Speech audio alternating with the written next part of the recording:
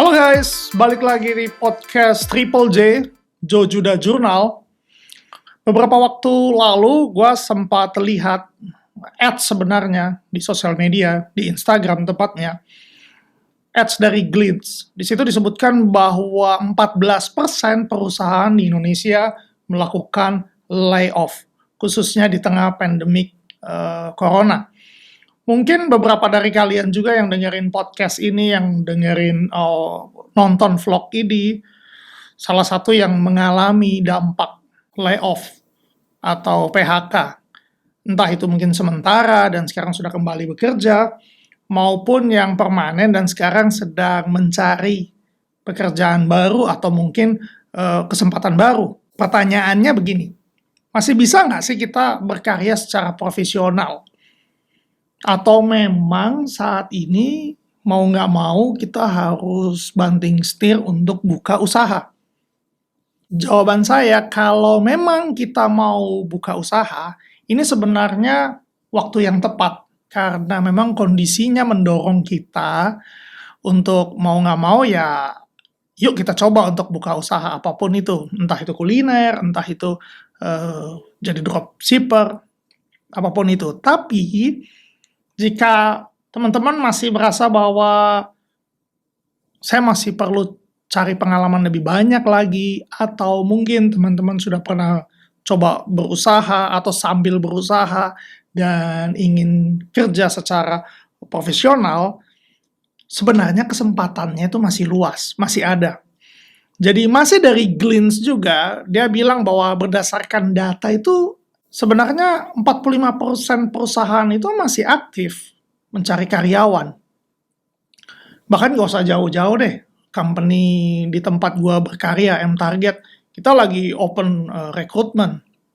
Karena begini, karena dalam setiap krisis selalu ada dua sisi. Yang dirugikan dan yang diuntungkan. Yang mati dan yang lahir. Jadi sama halnya juga ketika Corona saat ini ya, ada industri-industri yang memang drop, redup. Bahkan mungkin untuk sementara waktu harus mati suri. Tapi di sisi lain ada bisnis-bisnis yang justru jadi menanjak. Atau kesempatan bisnis-bisnis yang baru, usaha-usaha yang baru. Jadi lowongan itu masih selalu terbuka. Cuma masalahnya begini, kompetisinya semakin ketat. Karena sebelum terjadi layoff, angka pencari kerja memang tinggi. Entah itu yang memang sedang aktif mencari kerja, pengangguran, atau fresh graduate. Ditambah dengan 14% perusahaan yang melakukan layoff. Itu sudah angka yang cukup besar. Sehingga sekarang yang melamar pekerjaan, yang berkompetisi mencari pekerjaan, semakin banyak. Nah, di satu sisi yang lain, perusahaan atau bisnis yang sedang mencari karyawan juga lebih ketat dalam menyeleksi. Kenapa? Karena di tengah krisis, ruang untuk melakukan kesalahan itu menjadi sempit. Kalau sebelum corona, sebelum krisis, mungkin sumber daya, mungkin waktu, mungkin uang masih lebih relatif aman. Sehingga ketika rekrutmen dan nggak cocok, ruang untuk melakukan trial and error itu masih ada. Tapi ketika krisis, kita harus meminimalkan kesalahan-kesalahan tersebut. Karena bisa jadi satu kesalahan berdampak sangat panjang dan berdampak sangat signifikan terhadap keberlangsungan bisnis kita. Jadi pemilik usaha pun seharusnya udah mulai selektif. Walaupun mereka memang mencari karyawan, memang mereka butuh talent baru, tapi udah nggak bisa asal terima lagi.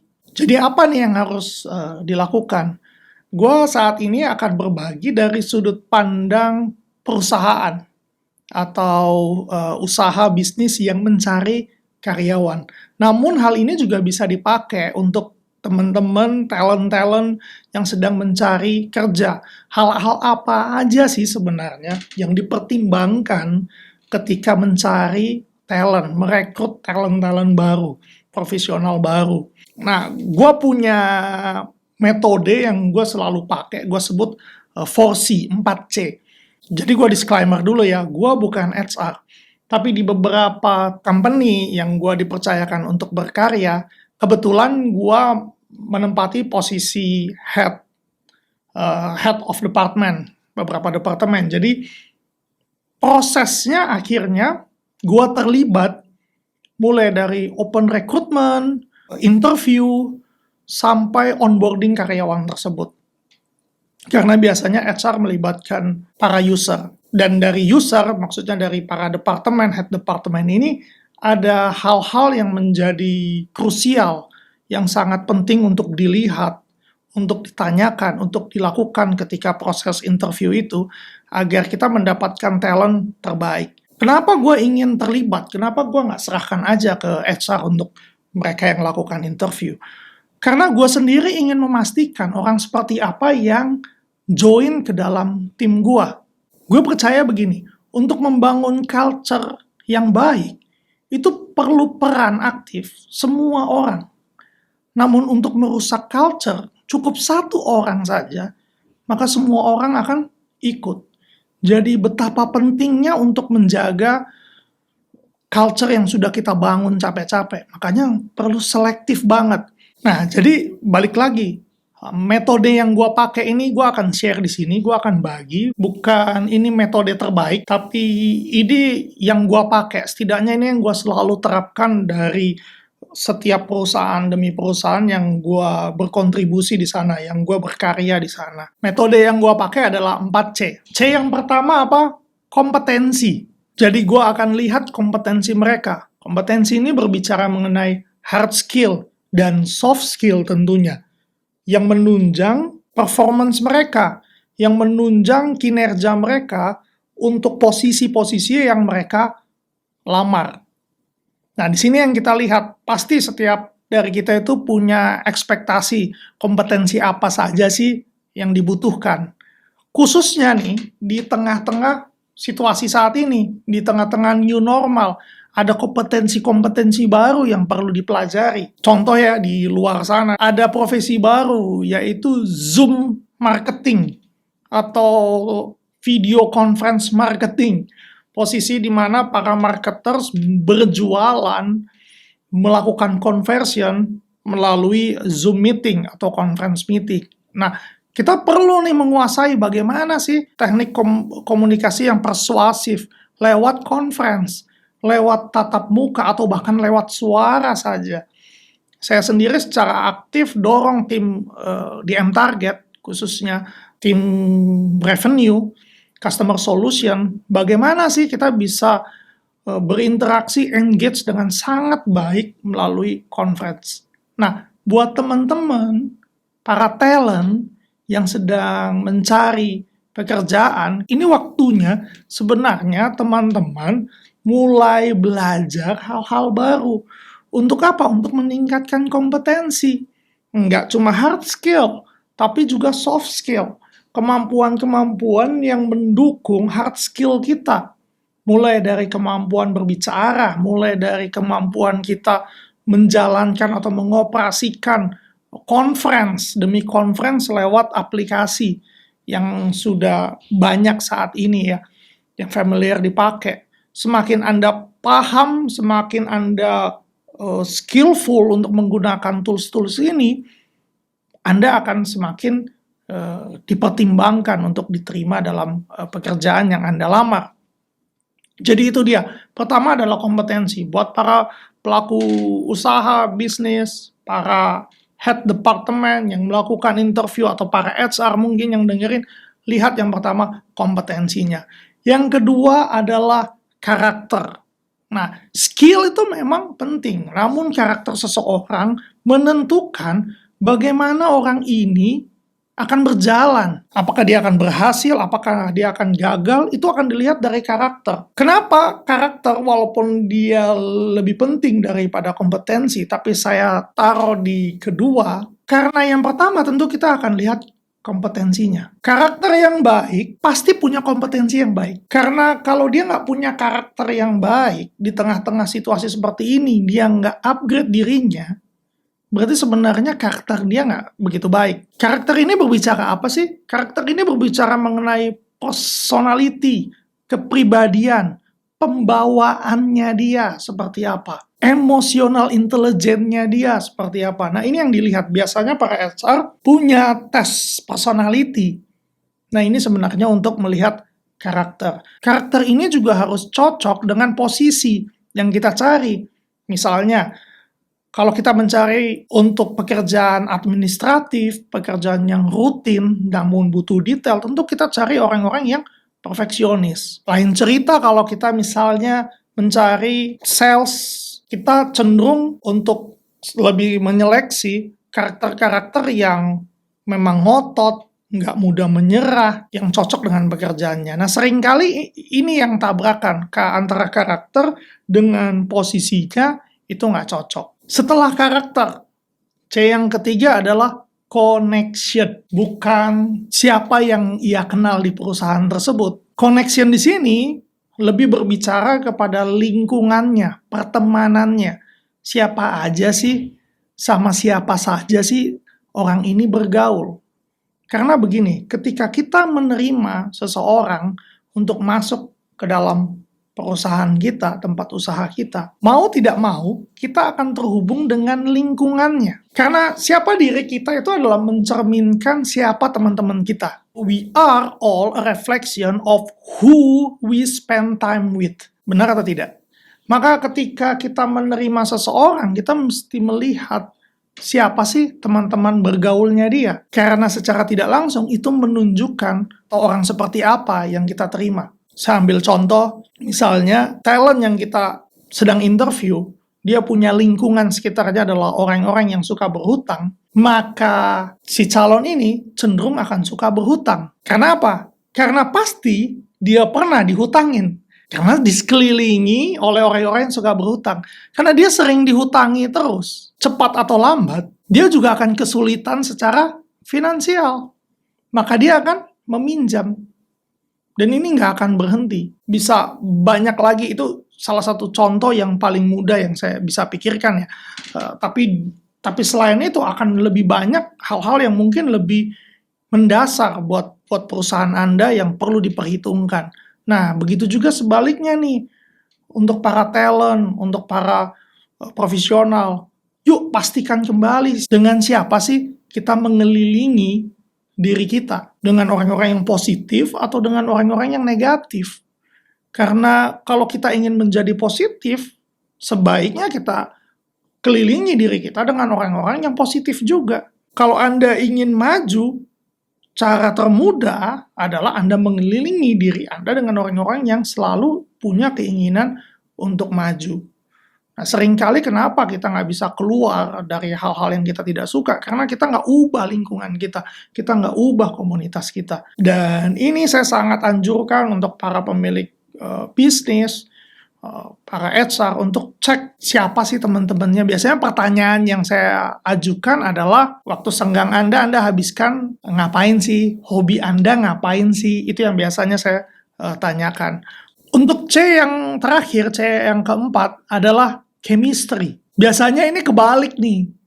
Biasanya chemistry itu ditaruh di awal. Ketika kandidat masuk, kita lihat orangnya, wah kayaknya nggak klik nih. Kayaknya nggak cocok nih, diajak bicara kayaknya, wah kurang nih. Padahal sebenarnya ya, chemistry itu sesuatu yang dengan mudah kita bisa bangun loh. Ini seperti cari pasangan. Cari pasangan, kita taruh chemistry itu di awal. Wah ketemu si A, si B, wah kita udah klik, padahal nggak cari pasangan.